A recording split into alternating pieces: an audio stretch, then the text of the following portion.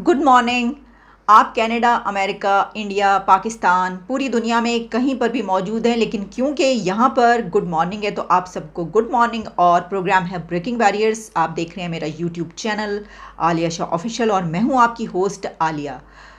ये इतनी आसानी से सोने का टाइम नहीं है, आप सबको उठना पड़ेगा। इसकी वजह ये है कि खान साहब ने किसी को नींद ना लेने की कसम खा रखी है। इमरान खान ने ये कह दिया है कि जब तक मैं सियासत में हूँ कोई चैन से नहीं सो सकता। सर, चैन से सोने की तो बात ही आप छोड़िए। जिस दिन हम 6 घंटे की नींद ले लें तो उस दिन हम कहते हैं बड़ी अय्याशी कर ली। अच्छा, वाकई हमने इतनी नींद पूरी कर ली 6 घंटे की।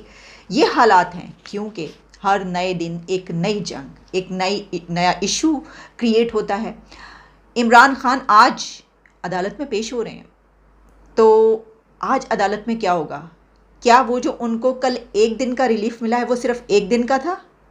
आज उनको दोबारा गिरफ्तार कर लिया जाएगा? आज भी सारा दिन और रात वही सब कुछ होगा जो एक दिन पहले हुआ है? ईंट से ईंट बजने वाली है।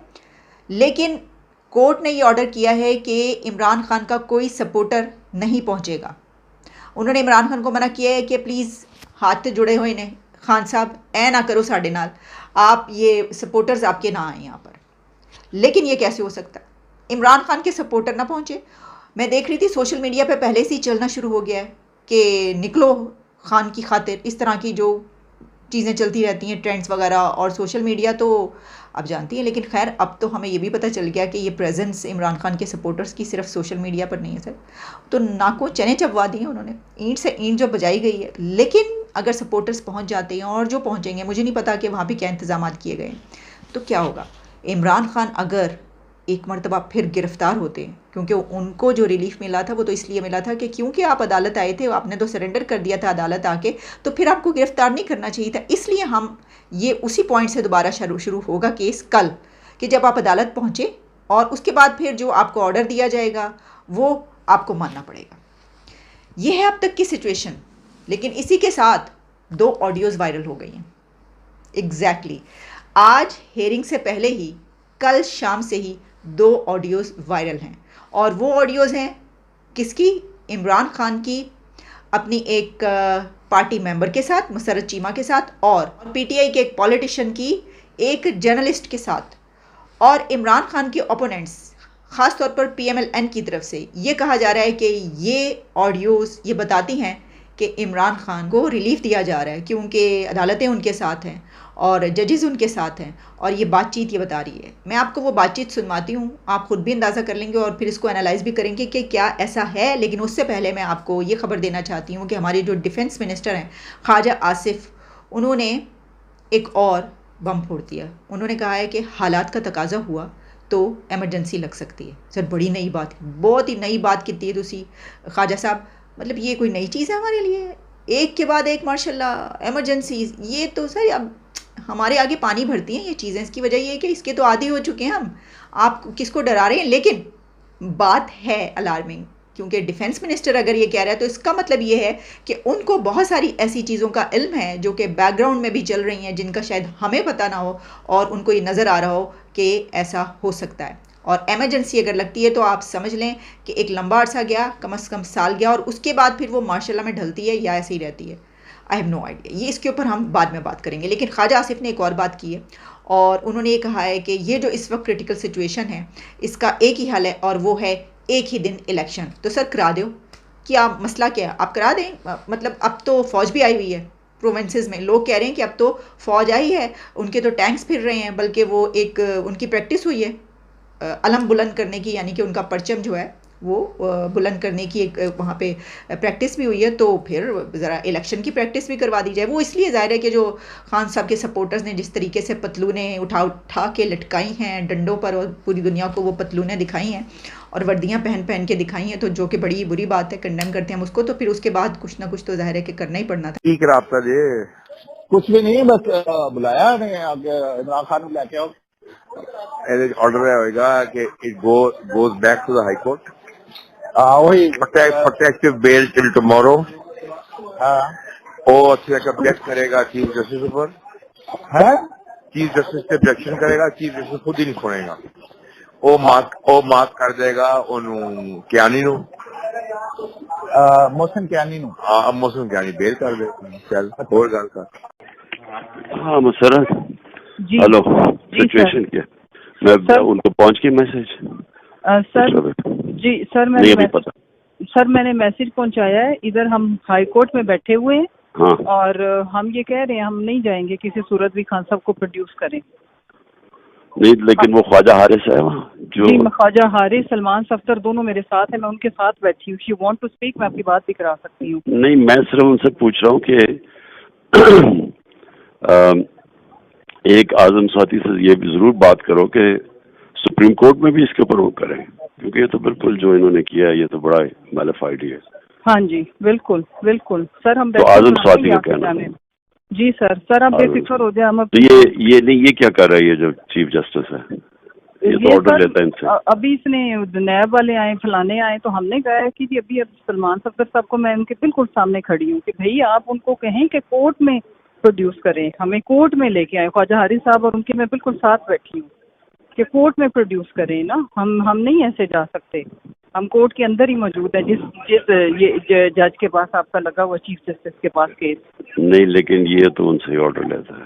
वो आजम से बात करो दूसरी तरफ उस उधर, अभी आजम से जरूर कहना। Okay okay okay sir, okay sir, okay, अपना ख्याल रखिए। कल को अगर जजेस के घरों में घुसकर कोई शख्स आग लगाएगा और मैं पेशन गोई कर रही हूं, आप करें फैसला इसके खिलाफ, किसी का घचेगा।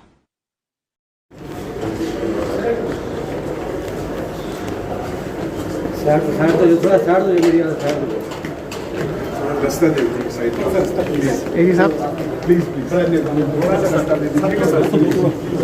खान साहब कुछ कहेंगे? दो दिन से आपको खान साहब घबरा तो नहीं गए? खान साहब क्या कहेंगे? सुप्रीम कोर्ट ने आपको बुलाया। खान साहब ISPR ने कहा कि जो 75 सालों में दुश्मन नहीं कर सके वो आप कर सके, क्या कहेंगे? पहुंचा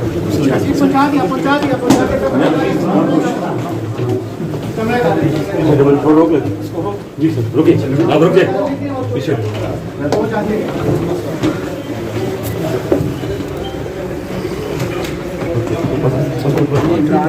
इससे पहले इमरान खान की बहुत सी ऑडियोज़ निकली जिसको हमने बहुत क्रिटिसाइज़ किया और अपने प्रोग्राम में भी शामिल किया, लेकिन इन ऑडियोज़ को जब हम एनालाइज करते हैं तो एक तो इमरान खान की उनकी पार्टी मेंबर मसरत चीमा से गुफ्तगू हो रही है जिसमें वो अदालत में पहुंची हुई हैं और उन्हीं के केस के हवाले से गुफ्तगू हो रही है। तो कोई भी सियासी लीडर अपनी पार्टी मेंबर से, किसी भी पार्टी मेंबर से, किसी भी पॉलिटिशियन से अपने केस के हवाले से सवाल जवाब कर सकता है। बल्कि इसमें तो इमरान खान ने जो एक बात कही कि जज के हवाले से कि ये उनसे ऑर्डर लेता है, तो इससे तो पता चल रहा है कि वो उसके खिलाफ है और कह रहे हैं कि वो किसी और से ऑर्डर लेता है। तो ये तो वो क्रिटिसाइज़ कर रहे हैं, तनकीद कर रहे हैं।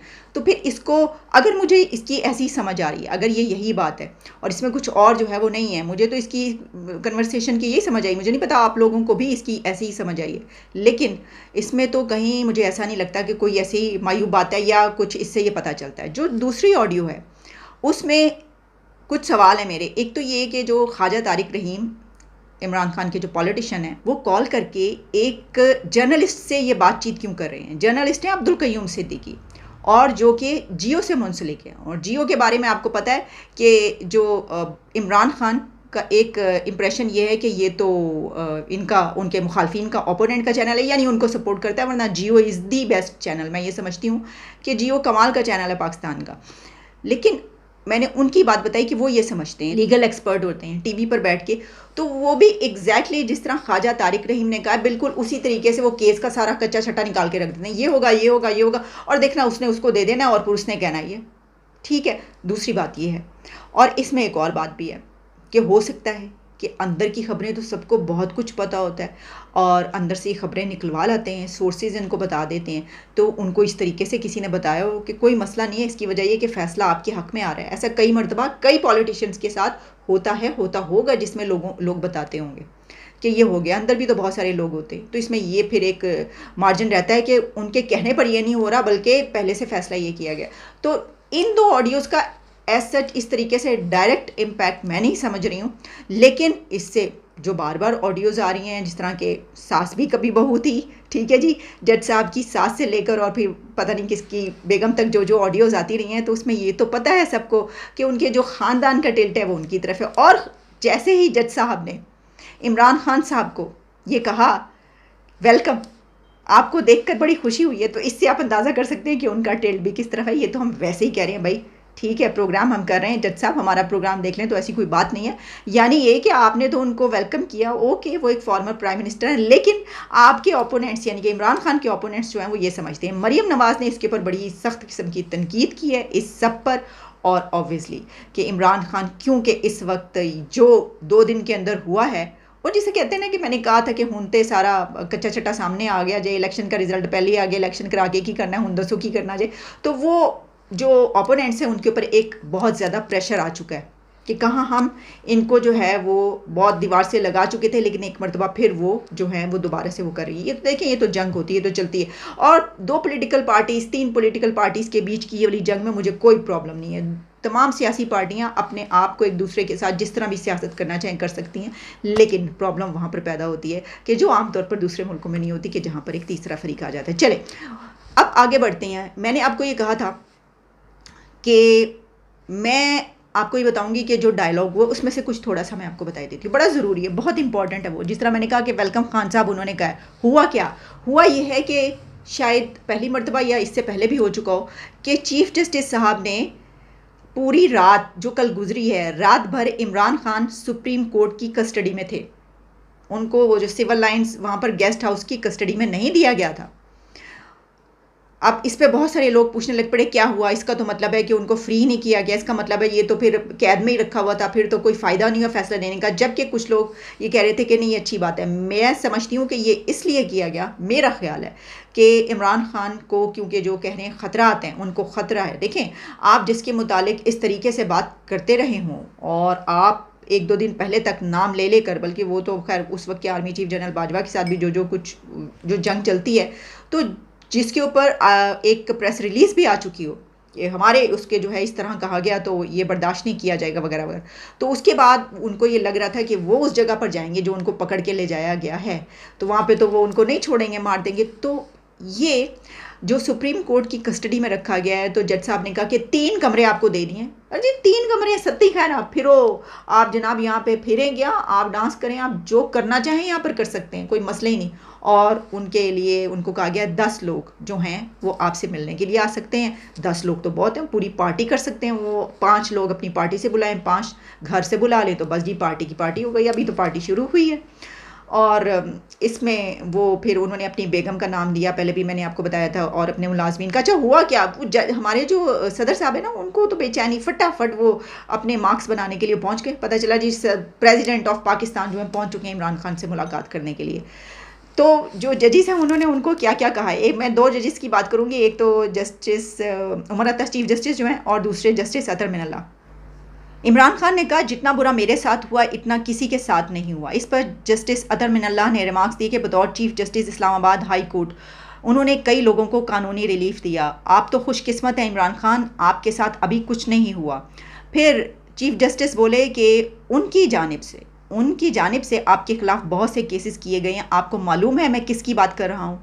उन्होंने भी बहुत कुर्बानियाँ दी हैं। बेशक आपको मुखालफिन पसंद नहीं, लेकिन उनके साथ बैठकर सियासी बातचीत करें। जब आप आइन के तहत अवाम की रिप्रेजेंटेशन करते हैं तो आप पर फिर ये कॉन्स्टिट्यूशन की एक रिस्पॉन्सिबिलिटी भी आयद होती है कि आप डायलॉग का आगाज़ करें, इससे सोसाइटी में पीस आएगा। यानी उन्होंने ये, मैंने इसीलिए आपको कहा कि मैं आपको बताऊंगी, चीफ जस्टिस ये कह रहे हैं कि अब आपस की जो पॉलिटिकल पार्टीज़ हैं, कि पॉलिटिकल पार्टीज़ जो हैं उनसे मैं कुछ और समझी थी, लेकिन जज साहब भी कहाँ बोलेंगे ये कि जनाब पॉलिटिकल पार्टीज़ की तरफ से आपको पे कई केसेस हैं, तो साथ बैठें, आप स्टार्ट कर दें डायलॉग, और इससे जो है सोसाइटी ठीक हो। और फिर चीफ जस्टिस ने इमरान खान को रोस्टम पर बुला लिया और कहा कि आपको देखकर खुशी हो रही है सर, बहुत खुशी हो रही है, हम आपको सुनना चाहते हैं। ये बात की जा रही है में आपकी गिरफ्तारी के बाद तशद्दुद के वाक़यात हो रहे हैं, हम मुल्क में अमन चाहते हैं, अदालत चाहती है आप खुद मुल्क में फसादात की मजम्मत करें, जो कुछ हुआ है गड़बड़ घोटाला इसको आप कंडेम करें। सुप्रीम कोर्ट हर शहरी को कानूनी हक देगी।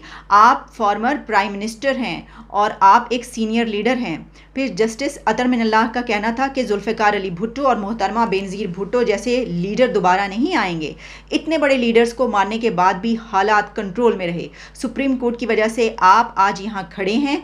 इमरान खान पूरे मुल्क में अवाम को, अपने वर्कर्स को अमन का पैगाम दें। सियासी माहौल सियासी रहनुमाओं की वजह से ख़राब है। इमरान खान का कहना था, उन्होंने क्या जवाब दिया सबका, उनका कहना था कि जो कुछ इंतशार हुआ मेरी गिरफ्तारी के बाद हुआ, मुझे कमांडो एक्शन करके सर पे डंडे मारे गए, दहशतगर्द की तरह मुझे पकड़ कर ले गए, मुझे खबरों का भी नहीं बताया, मेरा मोबाइल ले लिया गया, मुझे पता ही नहीं मुल्क में क्या हुआ है। मैंने पूछा फिर भी कुछ नहीं बताया गया। मैं बहुत हैरान था, सदमा हुआ जैसे अचानक पकड़ा। नैब ने गिरफ्तारी के बाद मुझे नोटिस दिखाया, मुझे एक मुजरिम की तरह पकड़ा गया। जो मेरे साथ हुआ उसका रिएक्शन तो आएगा। खान साहब कह रहे हैं मेरे नाल ऐ करोगे तो फिर रिएक्शन तो तुसी वेख लेते हुण ते वेखदे जाओगे अगे। जो अदालत कहेगी मैं करूँगा, हर केस में पेश होऊंगा। मैं माजरत चाहता हूँ जो कुछ मुल्क में हुआ, लेकिन मुझे नहीं मालूम कि बाहर क्या हुआ है। जस्टिस सदर मिनल्ला का कहना था कि आप ऐसा ना कहें, मीडिया मौजूद है यहाँ पर और एहतियात से बात करें। खान साहब जो आप बोलेंगे हर लफ्ज़ अहम होगा। इमरान खान का कहना था कि यहाँ मीडिया मौजूद है, पैगाम देना चाहता हूँ कि मैं तो गिरफ़्तार था, पुरतशद्दुद मुजाहिरों का ज़िम्मेदार कैसे हो गया। यानी ये जो कुछ हुआ है, जो ईंट से ईंट बजाई गई है, तो मैं तो कुछ नहीं किया, मेरे पास तो मोबाइल भी नहीं था, मुझसे तो उन्होंने मोबाइल भी लिया, मोबाइल तो सबसे पहले लेते हैं। खान साहब के मोबाइल में पता नहीं क्या क्या होगा। ये बात पढ़ने और सुनने के बाद मैंने कहा अब क्या होगा। अब तो ऐसी ऑडियोज़ और वीडियोज़ सामने आएंगी, क्योंकि जिन्होंने मोबाइल लिया है, मतलब खान साहब किस दुनिया में रहते हैं, वो अपना मोबाइल लेकर अदालत गए में, और उस वक्त जब उनको पता है कि उनको किसी भी दिन गिरफ्तार किया जा सकता है, और जिस दिन वो पहुंचे उस दिन तो कहा जा रहा है कि बहुत ज़्यादा ये चांस था, क्योंकि उनको यानी ये कहा जा रहा था कि रेंजर्स गिरफ्तार करेंगे। वहाँ पे रेंजर्स देखकर भी उन्होंने मोबाइल किसी को नहीं दिया। मुझे लगता है खाली मोबाइल लेकर गए, उनको कुछ नहीं होना उसके अंदर। अच्छा जी, मेरा मोबाइल फ़ोन ले लिया गया, मुझे पता ही नहीं मुल्क में क्या हुआ, मैंने कभी इंतशार की बात ही नहीं की। हम मुल्क में सिर्फ इलेक्शन चाहते हैं। सबको कहता हूँ कि प्रॉपर्टीज़ को और ख़ास तौर पर जो ये गवर्नमेंट की बिल्डिंग्स हैं इनको नुकसान ना।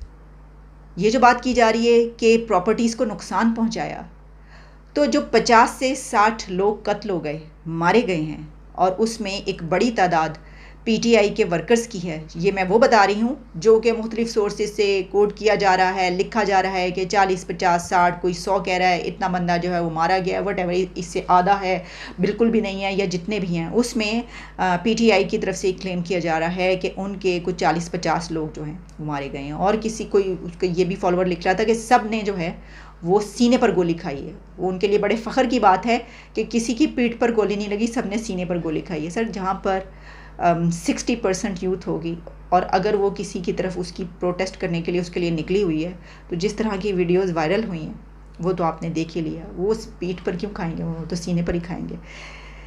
ये ना नौजवानों को इस्तेमाल करने का ख़त्म होना चाहिए। प्रॉब्लम ये है कि ना कोई यहाँ पे कोई है ही नहीं, यानी कोई हो कुछ और हो तो वो इस तरफ निकलें। यानी देख लेना क्या हालात हैं मुल्क के। इजाज़त दे, दोबारा मुलाकात होती है।